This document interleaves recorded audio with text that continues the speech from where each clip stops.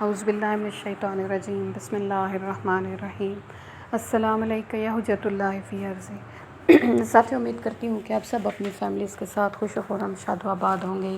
اللہ تعالیٰ آپ کو ہمیشہ اپنی فیملیز کے ساتھ خوش و خرم شاد و آباد رکھے۔ ساتھیوں، جیسے کہ یہ ماہ مقدس رمضان کریم ہے اور اس رمضان کریم کی جو آخری طاق راتیں ہیں ان کا آغاز ہوا جاتا ہے۔ ساتھیوں، یہ قرآن پاک میں بھی انہی راتوں کے بارے میں اللہ تعالیٰ نے کہا ہے کہ اِنَّا أَنزَلْنَاهُ فِي لَيْلَةِ الْقَدْرِ، کہ ہم نے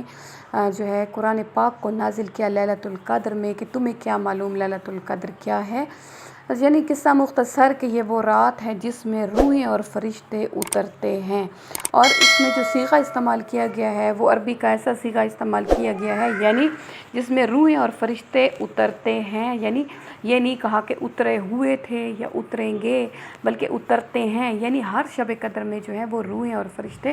اپنے رب کی مرضی سے اترتے ہیں۔ تو اس پر جو ہے جیسے ہی اللہ تعالیٰ روحیں اور فرشتوں کو آسمان سے زمین پر بھیجتا ہے تو جو زمینی لوگ ہوتے ہیں ان کے لیے بھی رحمت کے دروازے کھل جاتے ہیں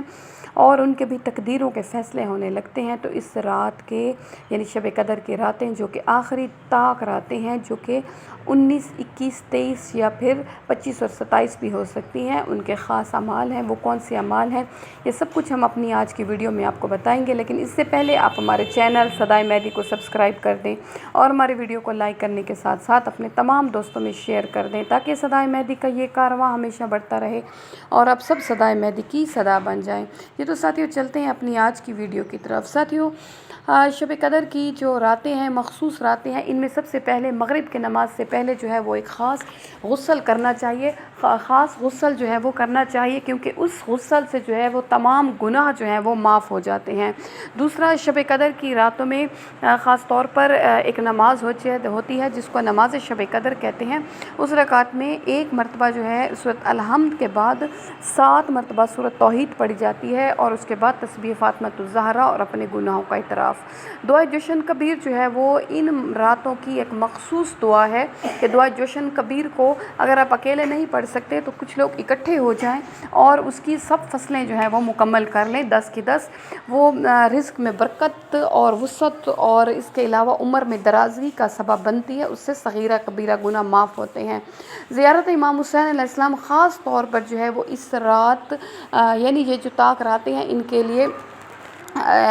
ہے کہ بہت اہمیت کی حامل ہے کہ ان راتوں میں ضرور پڑھی جائے۔ اس کے علاوہ استغفار ہے، اور سب سے جو اہم عبادت ہے وہ یہ ہے کہ قرآن پاک کو جو ہے اپنے سامنے آپ نے رکھنا ہے، چہرے کے بالکل سامنے ہاتھ بلند کرنے ہیں اور پھر یا اللہ یا اللہ یا اللہ، پھر اللہ تعالیٰ کو اگر آپ کو عربی نہیں آتی تو آپ بے شک اردو میں یا جو بھی آپ کی زبان ہے اس میں اللہ تعالیٰ کو یا اللہ استغفر اللہ 70 مرتبہ کہہ کے، اور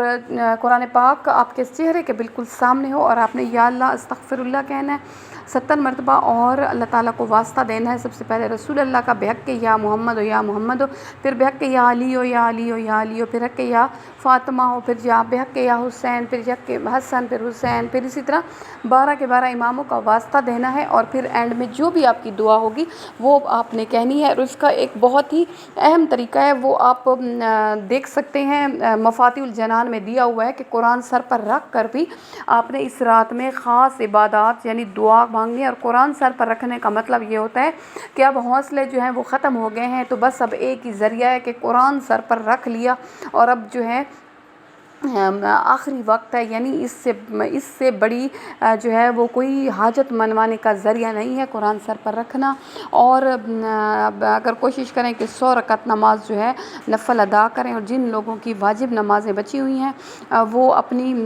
جو قضا ہیں ان کی واجب نمازیں، تو وہ ان فرض نمازوں کو جو ہے وہ آج کی رات میں بجا لائیں، اور زیادہ سے زیادہ محمد وآل محمد پر درود بھیجیں، اور امیر کائنات جناب امیر المومنین علیہ السلام کے قاتلوں پر لعنت، اللہم لعن قاتلۃ امیر المومنین علیہ السلام۔ اور اس کے علاوہ سورۃ القدر کی تلاوت جتنا مرضی ہو سکے کوشش کریں کہ 100 مرتبہ یا پھر 360 مرتبہ جو ہے وہ اس رات میں سورۃ القدر کی تلاوت کریں تاکہ جو ہے وہ آپ کے رزق میں وسعت اور کشادگی ہو۔ ساتھیوں، یہی وہ رات ہے جس میں آپ کی عمریں دراز ہو رہی ہیں، آپ کا رزق لکھا جا رہا ہے، آپ کی زندگی میں جو خوشگوار واقعات آنے ہیں وہ لکھے جا رہی ہیں، یعنی آپ کی تقدیروں کا فیصلہ ہونے جا رہا ہے۔ تو کوشش کریں کہ آج کی رات وقت کو ضائع نہ کریں بلکہ زیادہ سے زیادہ خود کو ذکر محمد وآل محمد میں مشغول رکھیں، اور اگر سوئیں بھی صحیح تو کوشش کریں کہ وضو ہو کر کے سوئیں اور تسبیح جناب زہرا صلی اللہ پڑھ کے سوئیں، تاکہ وہ آپ کا سونا جو ہے وہ بھی عبادت میں لکھا جائے۔ آخر میں دعا ہے کہ اللہ تعالیٰ ہم سب کا ناصر و مددگار ہو، ہمارے تمام معاملات میں اپنا خصوصی لطف و کرم کرے، آمین یا رب العالمین۔